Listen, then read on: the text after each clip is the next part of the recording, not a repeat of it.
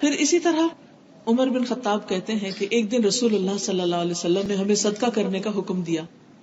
اس موقع پر میرے پاس بھی مال تھا، چنانچہ میں نے دل میں کہا اگر میں ابو بکر سے آج سبقت لینا چاہتا ہوں تو لے سکتا ہوں، آج میں آپ سے آگے بڑھوں گا.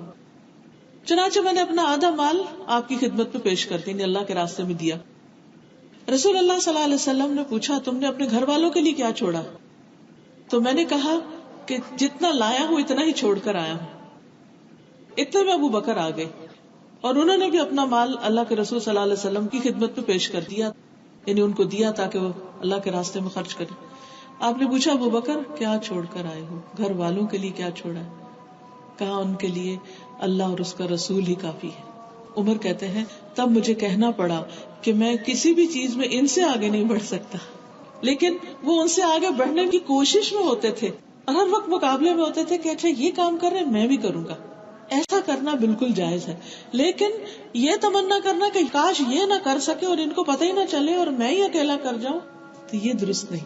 نیکی میں بھی دوسروں کو شریک کرے، خیر اور بھلائی کے کاموں میں بھی دوسرے کے ساتھ مددگار بنے اور اس کی تمنا بھی کرے. پھر اسی طرح دوسری چیز یہ ہے حسد میں کہ دوسرے کی نعمت کو ناپسند کرنا، تو اس کی ہمیں اجازت نہیں. اور پھر تیسری قسم ہے اگر کوئی شخص اپنی کوشش میں لگا ہوا ہے کہ دل میں بات آ گئی اور اس کو میں نکال دوں تو اس کوشش پر اس کو اجر ملے گا، لیکن یہ حسد اس کو نقصان نہیں دے گا. تیسری قسم یہ ہے کہ انسان کے دل میں حسد آیا اور پھر اس کے بعد وہ دوسرے کی نعمت چھیننے کی کوشش میں لگ گیا، یہ حرام ہے اور اس پر پکڑ ہے.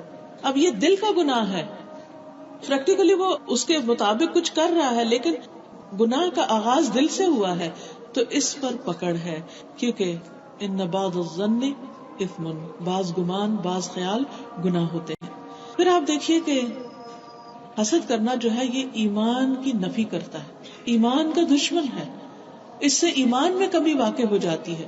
سنن نسائی کی روایت ہے، نبی صلی اللہ علیہ وسلم نے فرمایا کسی بندے کے دل میں ایمان اور حسد دو چیزیں اکٹھی نہیں ہو سکتی، حسد آئے گا تو ایمان نکل جائے گا.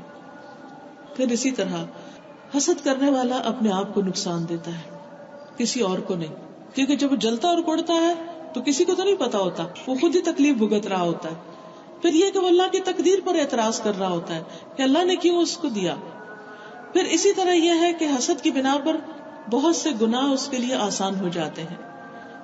تو لوگوں کے لیے خیر اسی میں ہے کہ وہ حسد نہ کریں. نبی صلی اللہ علیہ وسلم نے فرمایا لوگ اس وقت تک خیر پر رہیں گے جب تک وہ آپس میں حسد نہیں کریں گے، یعنی ان سے بھلائیاں ہی بھلائیاں پھوٹیں گی. نبی صلی اللہ علیہ وسلم نے فرمایا بہترین انسان صاف دل والا اور زبان کا سچا ہے. صاف دل والا، کلین ہارٹڈ. کسی نے پوچھا صاف دل والا کون ہے؟ آپ نے فرمایا پرہیزگار، پاک صاف، جس کے دل میں نہ گناہ ہو، نہ بغاوت اور نہ حسد. پوچھا گیا اس کے بعد کون ہے؟ آپ نے فرمایا جو دنیا کو برا سمجھتا ہو اور آخرت کو پسند کرتا ہو. تو افضل انسان کون ہے؟ جو زبان کا سچا اور دل کا صاف ہو. اور دل کا صاف کون ہے؟ جس کے دل میں تقویٰ ہو اور دل میں گناہ نہ ہو، بغاوت نہ ہو، حسد نہ ہو. پھر اسی طرح ایک تو یہ کہ یہ حاسد کے بارے میں بات تھی، اب محسود کے بارے میں کچھ بات کروں گی. محسود وہ جس سے حسد کیا جا رہا. نبی صلی اللہ علیہ وسلم نے فرمایا ہے کہ ہر صاحب نعمت سے حسد کیا جاتا ہے. جس کے پاس بھی کچھ ہوگا اس کے ساتھ کچھ نہ کچھ حسد ضرور ہوگا. کرنا کیا چاہیے؟ اگر آپ کو یہ محسوس ہو رہا ہے کہ لوگ آپ سے حسد کرتے ہیں تو آپ کیا کریں؟ کیا جوابی کارروائی شروع کر دیں جبکہ ہمارے ہاتھ میں کوئی دلیل بھی نہ ہو کسی کے بارے میں کچھ کہنے کی یا کسی چیز کی روک کی؟ کیونکہ حسد ایک چھپا ہوا گناہ ہے، چھپا ہوا وار ہوتا ہے دشمن کا. آپ نے فرمایا تم اپنی ضرورتوں کو پورا کرنے کے لیے ان کو رازداری میں رکھ کے مدد حاصل کرو. یعنی جو تمہارے منصوبے ہیں، پلانز ہیں، کام ہیں، ان کو تکمیل تک پہنچانے سے پہلے بہت ڈسکلوز نہ کرو. ہر ایک سے مت ڈسکس کرو کہ میں یہ کرنے جا رہا ہوں اور مجھے یہ اچیومنٹ ہو گئی اور ایسا ہو گیا ویسا، کیونکہ اس کا نقصان کیا ہوگا کہ وہ کام ہونے سے رہ جائے گا. پھر ہمیں بہت خوبصورت صورت سکھائی گئی کہ جس میں حاسد کے حسد سے بچنے کی دعا ہے. کیا دعا ہے؟ قل اعوذ برب الفلق من شر ما خلق ومن شر غاسق اذا وقب ومن شر النفاثات في العقد ومن شر حاسد اذا حسد. اللہ کی پناہ میں اپنے آپ کو دے دیں. تو انشاءاللہ جب اللہ سبحانہ وتعالیٰ آپ کی حفاظت کریں گے تو کوئی حاسد آپ کو نقصان نہیں دے سکتا. اور پھر بہت خوبصورت دعا بھی سکھائی گئی. حضرت عائشہ کہتی ہے کہ نبی صلی اللہ علیہ وسلم جب کبھی بیمار ہوتے تو جبریل علیہ السلام انہیں یہ پڑھ کر دم کرتے: بسم اللہ ارقیک من کل داء یشفیک من شر حاسد اذا حسد ومن شر کل ذی عین. اس کا معنی کیا ہے؟ اللہ کے نام سے میں آپ کو دم کرتا ہوں، آپ کو جھاڑتا ہوں کہ وہ آپ کو ہر بیماری سے شفا عطا کرے، حاسد کے شر سے جب وہ حسد کرنے لگے، اور ہر نظر بد والے کے شر سے. تو اس سے یہ بات بھی پتہ چلتی ہے کہ حاسد کے شر سے بچنے کے لیے انسان دوسرے سے دم کروا سکتا ہے. یعنی جیسے جبریل علیہ السلام نبی صلی اللہ علیہ وسلم کے اوپر پڑھتے تھے، اسی طرح آپ اپنے بچے پہ پڑھ سکتے ہیں، آپ کے پیرنٹس آپ پہ پڑھ سکتے ہیں، کوئی بہن بھائی آپ پر پڑھ سکتا ہے. کیونکہ جب انسان کسی کی نظر کا شکار ہوتا ہے یا حسد کا شکار ہوتا ہے تو بعض اوقات طبیعت کے اندر ایسی کمزوری، ایسی بیماری آنے لگتی ہے کہ جس کا کوئی سبب اور ریزن نہیں پتا چلتا. بعض لوگ کہتے ہیں نا کہ ہم نے سارے ٹیسٹ کرا لیے، سب کچھ کلیئر ہے، کچھ بھی نہیں، لیکن پھر بھی ہم اچھا فیل نہیں کرتے. تو بعض امراض روحانی ہوتے ہیں. اور یہ حدیث جو ہے، یہ مسند احمد کی حدیث ہے، اس سے پتہ چلتا ہے کہ جبریل علیہ السلام، حالانکہ نبی صلی اللہ علیہ وسلم خود اللہ کے پیغمبر تھے، خود بھی اپنے اوپر پڑھ سکتے تھے، لیکن جبریل علیہ السلام خاص طور پر آپ کے لیے پڑھتے تھے. اس لیے کہ دوسرے کا جو پڑھنا ہے یا ہاتھ پھیرنا ہے یا عیادت کرنا ہے اور عیادت کے وقت دعا دینا ہے، وہ مریض کو کمفرٹ کرتا ہے، اس کے لیے باعث آرام اور سکون ہوتا ہے. پھر اس کے بعد اگلی بات ہے ولا تناجشوا، ایک دوسرے کو دھوکہ نہ دو. ایک دوسرے کو دینے کا مطلب یہ نہیں کہ کوئی دے تو پھر نہ دیں، کوئی بھی کسی کو نہ دے. اور اس کے پہلے میں نے مثال دی کہ جیسے اگر کوئی شخص خود خریدنا نہیں چاہتا لیکن دوسرے کا ریٹ بڑھانے کے لیے بولی دے رہا ہے تو یہ چیز درست نہیں. کاروبار میں جھوٹ بولنا، دھوکہ دینا، دھوکے سے چیز بیچنا اللہ سبحانہ وتعالیٰ کے نزدیک سخت ناپسندیدہ ہے. ابن ابی اوفا کہتے ہیں کہ ناجش یعنی جو ایسا کرتا ہے دھوکے باز، سود خور اور خائن ہے، خیانت کرنے والا ہے. اور پھر نبی صلی اللہ علیہ وسلم نے فرمایا کہ فریب یا دھوکہ دوزخ میں لے جائے گا. یہ تو آپ کو معلوم ہے نا کہ جنت میں جانے سے پہلے ہر شخص کو پل صراط سے گزرنا ہے، اور پل صراط پر صلہ رحمی اور امانت کھڑے. جو لوگ امانت میں خیانت کرتے ہیں یا دوسروں کو دھوکہ دیتے ہیں یا پھر رشتوں کو کاٹتے ہیں، رشتہ داروں کے ساتھ برا سلوک کرتے ہیں، وہ اس پل کو پار نہیں کر سکیں گے. وہ اپنا حق لینے کے لیے کھڑے ہوں گے. اور کیا ہوگا؟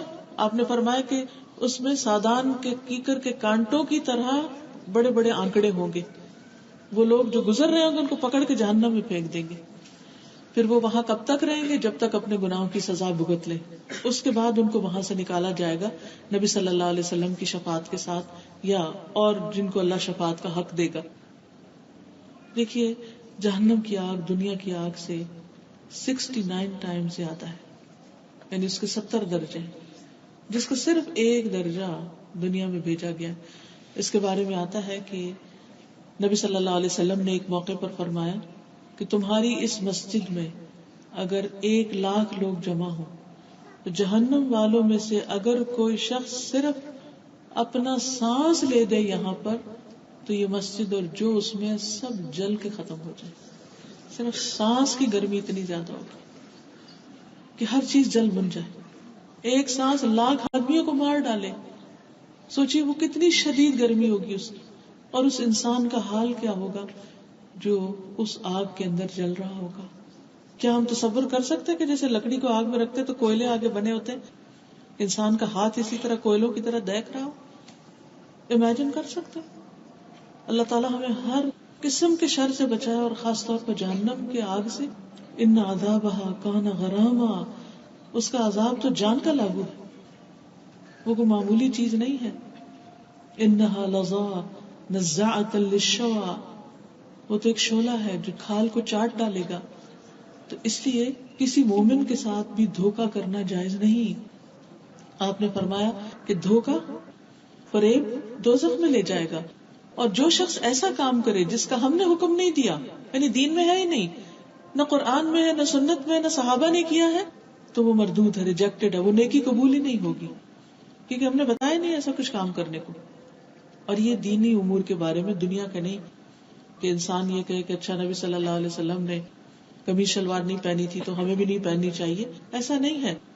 جو معاملات ہیں یہ دنیاوی امور کی چیزیں ہیں، تو آپ نے فرمایا تھا انتم اعلم بامور دنیاکم، تم اپنے دنیا کے معاملات کو زیادہ بہتر جانتے ہو. ڈریس کوڈ، اس کی حدود، اس کی لمٹس بتا دی گئی، لیکن یہ نہیں بتایا گیا کہ یہ کپڑا پہنو یا یہ پہنو. جو بھی حیا کے تقاضے پورے کرے اس کو پہننے میں کوئی حرج نہیں ہے. پھر مردوں کے لیے ریشم نہیں ہونا چاہیے، عورتوں کے لیے سی تھرو لباس نہیں ہونا چاہیے. ساری شرائط کنڈیشنز بتا دی گئی، ان کو فلفل کرنا ضروری ہے. لیکن یہاں جس چیز سے منع کیا جا رہا ہے وہ ہے عقیدے اور عبادت میں خود ساختہ باتیں نکالنا. ایسے کاموں کو عبادت سمجھ کے، نیکی سمجھ کے، برکت کا کام سمجھ کے کرنا جس کا حکم نہ قرآن مجید میں آیا، نہ نبی صلی اللہ علیہ وسلم نے کیا، نہ آپ کے ساتھیوں نے کیا.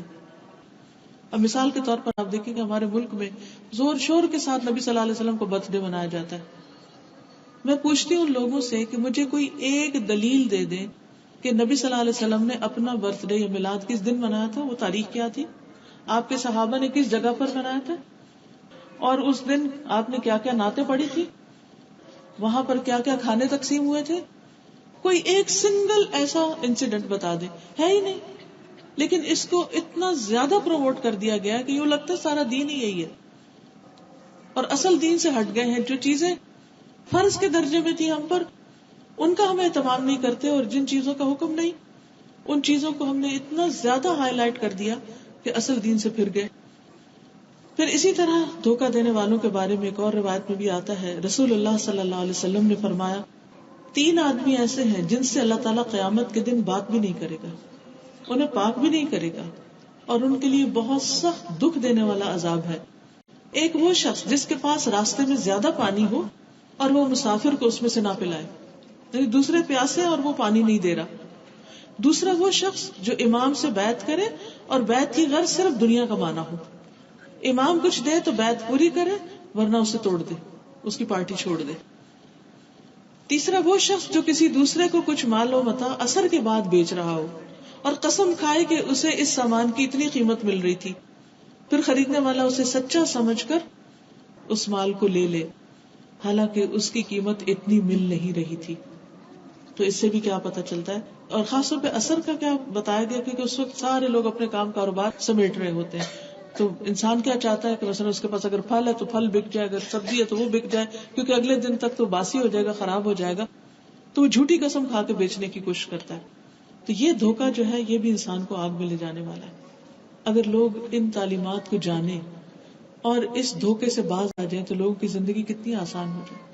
آج کسی سے بھی معاملہ کرتے وقت سب سے زیادہ اس بات کا ڈر لگتا ہے کہ یہ فراڈ نہ ہو، کیونکہ سامنے کچھ ہے، دل میں کچھ ہے، اندر کچھ ہے، باہر کچھ، زبان پہ کچھ ہے، حقیقت میں کچھ ہے. چاہے شادی بیاہ کا معاملہ ہو، رشتوں کے لین دین ہو، یا کاروبار کا معاملہ ہو، یا خرید و فروخت کا معاملہ ہو، ہر جگہ دھوکہ ہی دھوکہ نظر آتا ہے. ہر جگہ دجل اور فریب ہی نظر آتا ہے. کاش ایسے لوگ ایک دفعہ یہ حدیث پڑھ لیں کہ اس کا انجام کتنا برا ہے. دنیا کے 4 پیسوں کی خاطر، تھوڑے سے نفع کی خاطر اپنے آپ کو اتنی بڑی ہلاکت اور مصیبت میں ڈالنا کوئی عقل مندی کی بات نہیں ہے. پھر اسی طرح یہ ہے کہ دھوکہ دینے والے کو خبردار بھی کرنا چاہیے. ایک آدمی نبی صلی اللہ علیہ وسلم کے پاس آیا اور کہنے لگا کہ مجھے خرید و فروخت میں دھوکہ دے دیا جاتا ہے، میرے ساتھ لوگ فراڈ کر جاتے ہیں. آپ نے فرمایا جب تم خرید و فروخت کرو تو کہا کرو کہ مجھے دھوکہ نہ دو، یعنی اس وقت بھی امر بالمعروف اور نہی عن المنکر کرو. پھر دلوں کو صاف رکھنے کا ایک اور نسخہ کیا کہ ولا تباغضوا، ایک دوسرے سے بغض نہ کرو، ایک دوسرے سے نفرت نہ کرو. اب ہم یہ کہہ سکتے ہیں کہ بھی نفرت اور محبت ہمارے اختیار میں نہیں، جیسے محبت پہ ہمارا اختیار نہیں ایسے نفرت پہ بھی نہیں ہے. تو بات یہ ہے کہ ٹھیک ہے، کسی حد تک یہ بات درست ہے کہ انسان کے بس میں نہیں ہوتا، کچھ چیزوں سے بہت اچھی لگتی اور کچھ لوگوں سے اللہ واسطے کا بیر ہوتا، ہاں مخواہ کی چڑ ہوتی. کیونکہ کچھ روحیں جب پیدا کیا اللہ نے ان کو تو اس وقت آپس میں ملی تھی، ان میں محبت پیدا ہوگی، وہ دنیا میں بھی ایک دوسرے سے محبت کرتے ہیں، ہاں وہ ایک جگہ پر نہ بھی رہتے ہیں. اور کچھ ایسی ہیں جو وہاں ایک دوسرے سے اجنبی تھے، وہ یہاں آ کے بھی اجنبی رہتے ہیں، چاہے وہ ایک گھر میں 2 لوگ رہتے ہیں. ان کے درمیان وہ دلی تعلق نہیں ہوتا. یہ ایک ایسا فیکٹ ہے جس سے انکار نہیں کیا جا سکتا. ایسا ہے کیوں؟ ہمارے امتحان کے لیے ٹیسٹ ہے نا ہمارا. کسی کو کسی طرح آزمایا جا رہا ہے, کسی کو کسی طرح, کسی کو اولاد دے کے آزمایا جا رہا ہے, کسی کو اولاد نہ دے کے آزمایا جا رہا ہے, کسی کو محبت دے کے آزمایا جا رہا ہے اور کسی کو محبت سے محروم کر کے آزمایا جا رہا ہے. کچھ لوگ ہوتے ہیں ہسبینڈ وائف, ان کی آپس میں بہت بنتی, بہت محبت ہوتی ہے ان کی آپس میں, وہ محبت ان کے لیے وبال ہے. کیوں؟ اس لیے کہ بعض اوقات اس محبت میں وہ اللہ کے حقوق ادا کرنا بھول جاتے ہیں, بعض اوقات والدین کے حقوق ادا کرنا بھول جاتے ہیں. تو وہ بھی تو آزمائش ہے نا, اس کو ہم آزمائش سمجھتے نہیں ہیں. ہم کس کو آزمائش سمجھتے ہیں؟ محبت کے نہ ہونے کو. وہ الگ آزمائش ہے, وہ الگ آزمائش ہے. تو بات یہ ہے کہ بعض اوقات کسی نے ہمیں ہرٹ کیا ہوتا تو ہمارے دل میں اس کے خلاف کوئی بات آ جاتی ہے. بعض اوقات کوئی ہمیں نصیحت کرتا ہے تو ہم اس کے مخالف ہو جاتے ہیں. کوئی بھی وجہ ہو سکتی ہے کسی کے ساتھ بغض کی. تو رسول اللہ صلی اللہ علیہ وسلم نے فرمایا آپس کی عداوت سے بچو, آپس کی دشمنی سے بچو, کیونکہ یہ دین کو مونڈ دینے والی ہے, دین کو مونڈ دینے والی ہے. اس سے دین کا صفایا ہو جائے گا. تو گویا جو لوگ دین کا کام کر رہے ہوں اور دین پر ہوتے ہوئے آپس میں اختلاف اور بغض اور عداوت رکھتے ہو, وہ حقیقت میں دین پر نہیں ہے, وہ دین کا فائدہ نہیں, دین کا نقصان کر رہے ہیں. کیونکہ دین کیا سکھاتا ہے؟ آپس میں محبت, ہمدردی, پیار, ایک دوسرے کے ساتھ کیئرنگ ہونا, ایک دوسرے سے نیکی میں تعاون کرنا. جیسے کہ حکم ہے تعاونوا علی البر والتقوی, نیکی اور تقوی کے کاموں میں ایک دوسرے کے ساتھ تعاون کرو. پھر اسی طرح جو لوگ آپس میں بغض رکھتے ہیں وہ دراصل شیطان کے پیروکار ہیں. شیطان ان کے ساتھ کھیل رہا ہے. قرآن مجید میں آتا ہے انما یرید الشیطان ان یوقع بینکم العداوۃ والبغضاء, شیطان تو یہی چاہتا ہے کہ تمہارے درمیان دشمنی اور بغض ڈال دے. یہ شیطان کی چال ہوتی, بہن بھائیوں میں عداوت پیدا کر دینا, میاں بیوی کے اندر دشمنی پیدا کر دینا, بچوں میں لڑائیاں جھگڑے پیدا کر دینا, ہمسایوں کے ساتھ فتنہ فساد کھڑا ہو جانا, ایک ملک اور ایک شہر کے اندر رہتے ہوئے ایک دوسرے کے دشمن خواہ مخواہ میں بن جانا, مذہبی اختلافات کی بنا پر یا سیاسی اختلافات کی بنا پر ایک دوسرے سے نفرت اور عداوت رکھنا. اور پھر بعض اوقات دین والے دین والوں کے ساتھ بغض اور عداوت رکھے. یہ بات تو سمجھ میں نہیں آتی. وہ کس قسم کا دین پڑھتے اور پڑھاتے ہیں جب ان کے دلوں میں دین والوں ہی کے لیے محبت نہیں اور خیر خواہی نہیں؟ وہ کس دین کی خدمت کر رہے ہیں؟ وہ تو پھر صرف ایک مکانیکی کام ہے, وہ حقیقت میں دین کی خدمت نہیں ہے. اور وہ شیطان کے آلہ کار بنے ہوئے ہیں, شیطان کے ہتھے چڑھے ہوئے اور وہ ان کے ساتھ کھیل رہا ہے. پھر اسی طرح نبی صلی اللہ علیہ وسلم نے خاص طور پر انصار سے محبت کرنے کے لیے کہا, کیونکہ انہوں نے دین کی سپورٹ کی تھی, دین کی مدد کی تھی. برا بن عازب کہتے ہیں میں نے رسول اللہ صلی اللہ علیہ وسلم کو فرماتے ہوئے سنا کہ انصار سے تو مومن ہی محبت رکھے گا اور ان سے بغض صرف منافق ہی رکھے گا.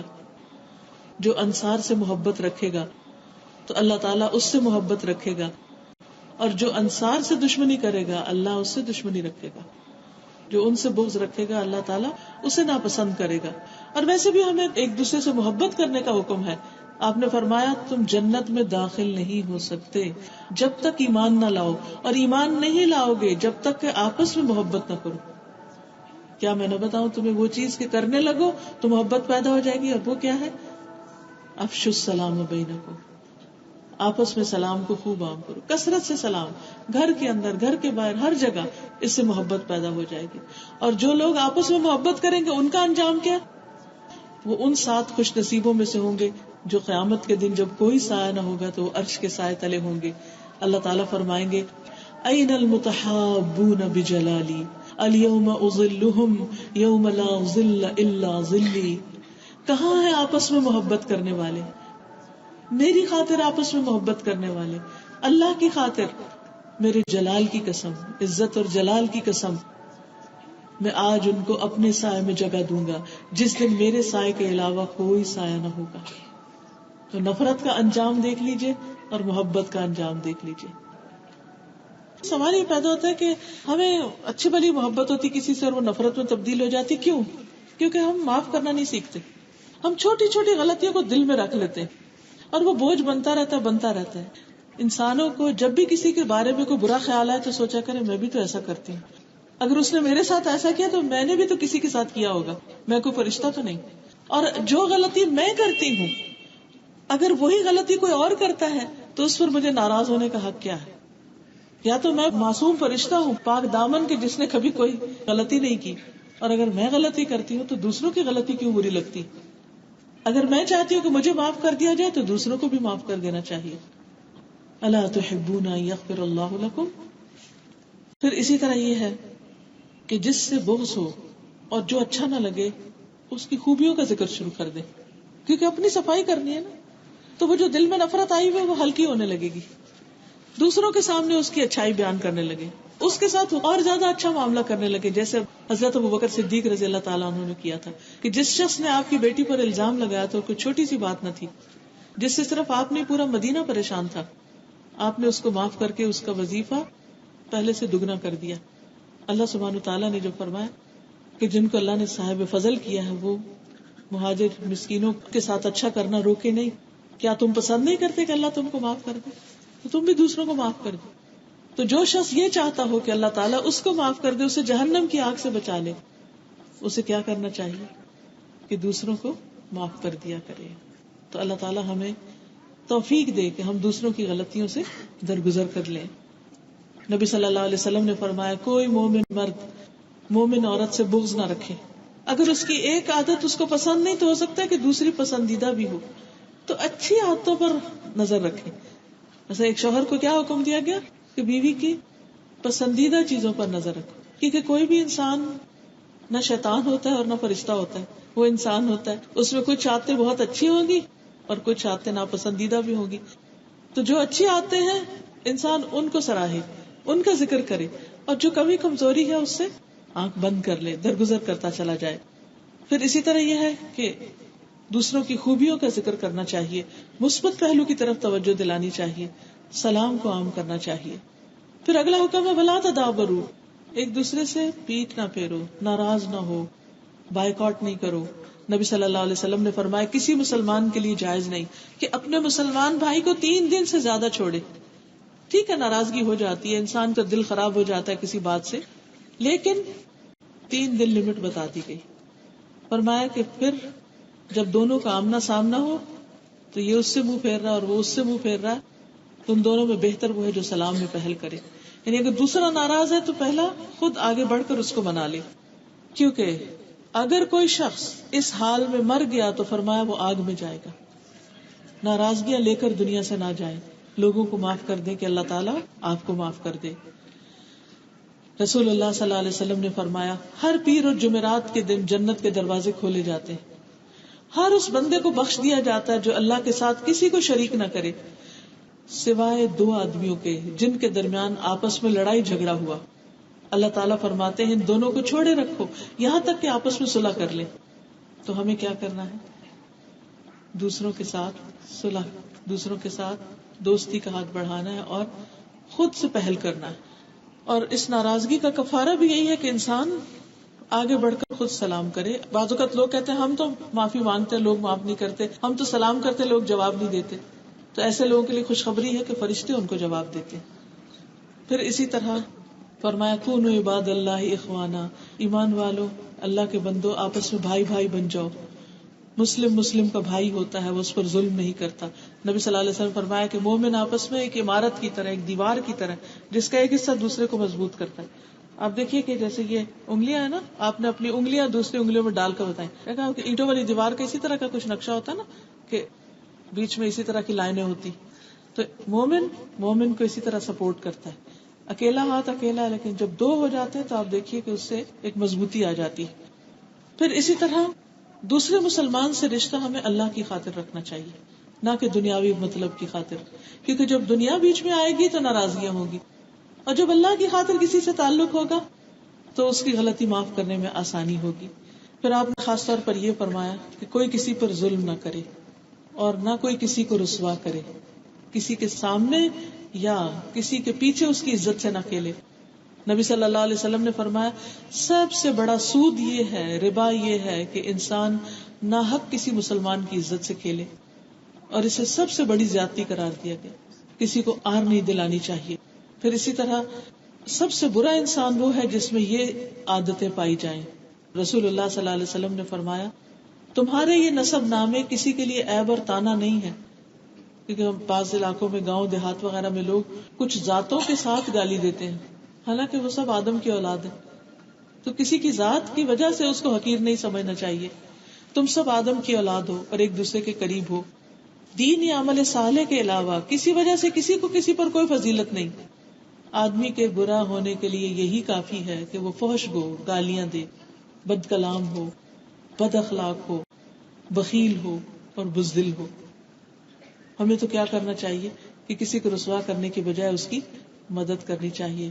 نبی صلی اللہ علیہ وسلم نے فرمایا کہ جو شخص کسی مسلمان کی عزت کی حفاظت کرتا ہے، اس کو پروٹیکٹ کرتا ہے، اس کو ڈیفینڈ کرتا ہے، تو ایسے شخص کا اللہ تعالیٰ پر حق ہے کہ قیامت کے دن جہنم کی آگ کو اس سے دور کر دے. یعنی اگر آپ کسی مجلس میں بیٹھے ہیں تو کسی کے خلاف بات شروع ہو جائے تو آپ کا کیا فرض بنتا ہے؟ آپ اس شخص کے بارے میں اچھی بات کہیں، اس سبجیکٹ کو چینج کر دیں. اس کا اتنا بڑا صلہ ہے کہ ایسا شخص جہنم کی آگ سے محفوظ ہو جائے گا. پھر مومن کا بھائی ہے، فرمایا اس کے سامان کی حفاظت کرتا ہے، اس کی غیر موجودگی میں اس کا دفاع کرتا ہے، اس کے بارے میں اچھے کلمات کہتا ہے. پھر اسی طرح جھوٹ بولنا منافقت کی علامت ہے. فرمایا لا یکذبہ، نبی صلی اللہ علیہ وسلم نے فرمایا کہ 4 باتیں جس کے اندر ہوگی وہ پکا خالص منافق.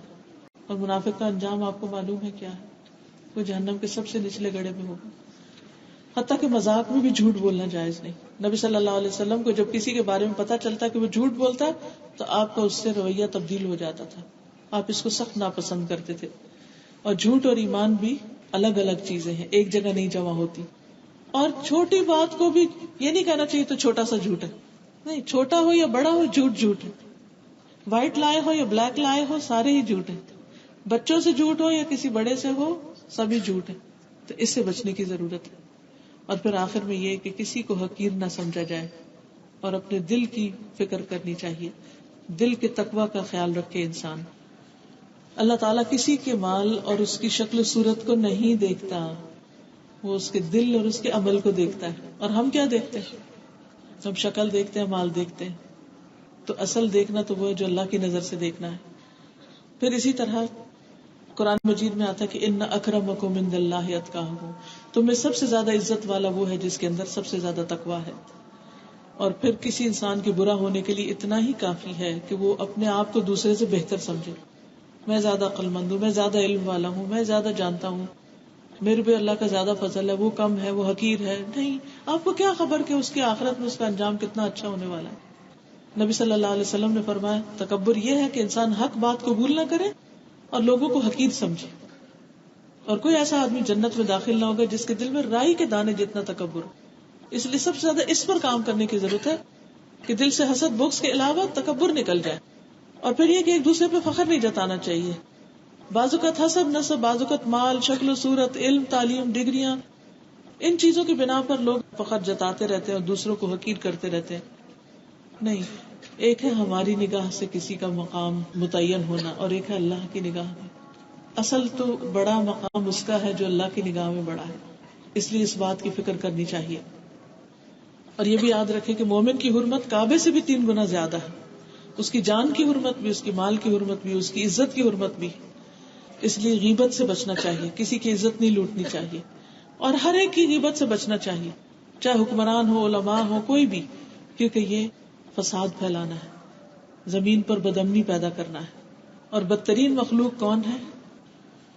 نبی صلی اللہ علیہ وسلم نے فرمایا سب سے اچھے لوگ وہ ہیں جنہیں دیکھ کر اللہ کی یاد آئے، اور سب سے برے لوگ وہ ہیں جو چغل خور ہیں، دوستوں کے درمیان جدائیاں پیدا کر دیتے ہیں، باغی، بیزار اور متعنت لوگ، یعنی دوسروں کو لڑانے والے اور ایک دوسرے سے دور کرنے والے، ایک دوسرے کی دوستی میں فساد ڈالنے والے. اور نبی صلی اللہ علیہ وسلم ایک دفعہ 2 قبروں پر سے گزرے تو ان کو عذاب ہو رہا تھا. آپ نے فرمایا کوئی بڑی بات نہیں ہے، ایک تو پیشاب کی چھینٹوں سے نہیں بچتا تھا اور دوسرا چغل خوری کرتا تھا، لگائی بجائی، ادھر کی بات ادھر کی ادھر، اور آپس میں محبتیں جو ہیں وہ نفرتوں میں بدل جاتی.